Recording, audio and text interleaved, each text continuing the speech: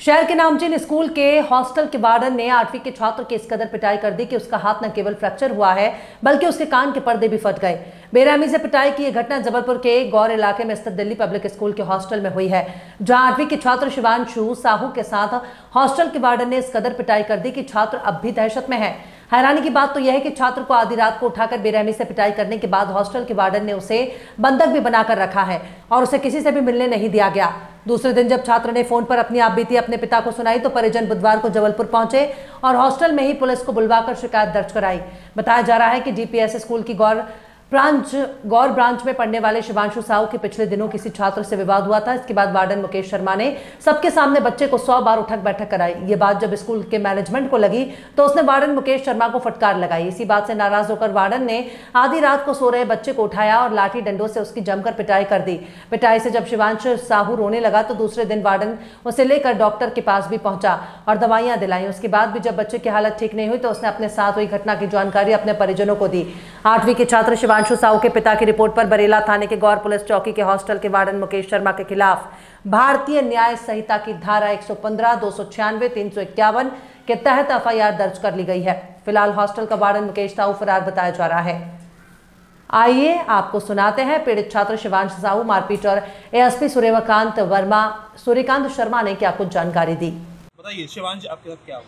मैं शिवांश साहू, मैं Delhi public school में 8th क्लास में पढ़ता हूँ। मेरे साथ 23 तारीख को रात 11:30 बजे मेरे वार्डन के द्वारा बहुत बुरी तरीके से मारपीट हुई, जिसमें मैं बिस्तर में लेटा हुआ था। उन्होंने मुझे उठाया और बहुत गलत तरीके से व्यवहार करा और मेरे कान में और सिर में मारा और सब जितने मेरे क्लासमेट्स थे और सब थे वो सब वहाँ पे देख रहे थे।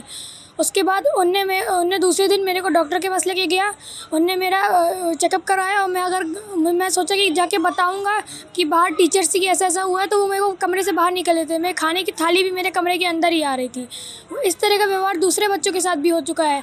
हम लोग जब सुबह उठाने के लिए वो हमें लकड़ी से मारते हैं और बाकी बच्चों से मतलब बुलवाने की मैं कोशिश करता तो उनको भी उनने बहला फुसला के ये सब बातें कहने से मना कर दिया था।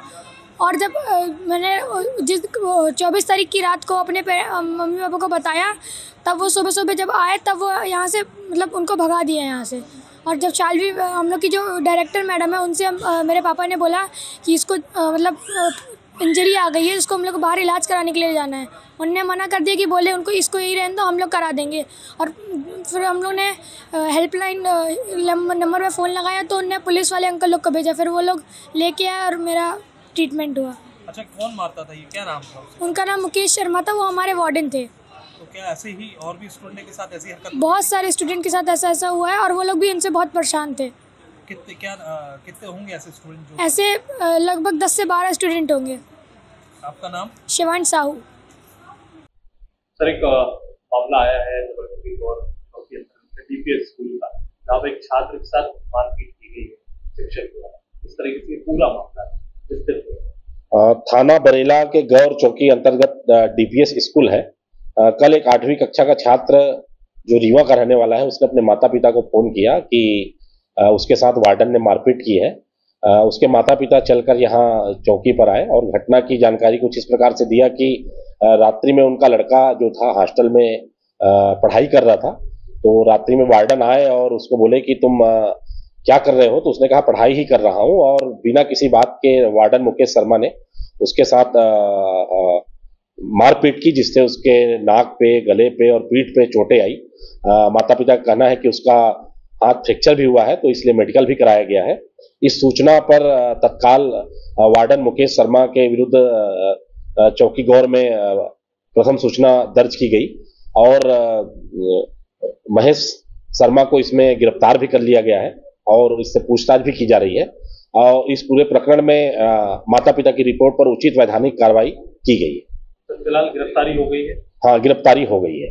क्या कुछ अलग भी किया गया स्कूल के जो पद में था वो उससे अलग? अब इसकी सूचना प्रिंसिपल डीपीएस स्कूल को दे दी जाएगी और फिर वो उनका विभागीय मामला है।